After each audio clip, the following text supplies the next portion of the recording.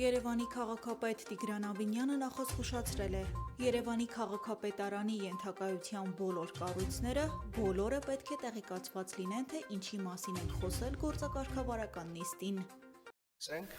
Եթե մենք այստեղ ինչ-որ մի բան խոսում ենք, դա նշանակում է, որ Երևանի քաղաքապետարանի ենթակայության բոլոր կառույցները,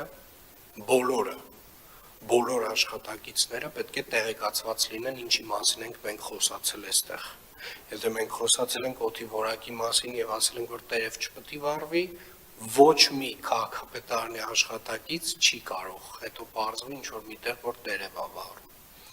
Նա անդրադարձել է նաև վարչական շրջաններում իրականացվող ծրագրերի որակին։ Ես եկել եմ որևէ վարչական շրջան, ասել եմ, այստեղ խնդիր ա եղել, ու արդեն պետք է վարչական շրջանի ղեկավարը ֆիքսի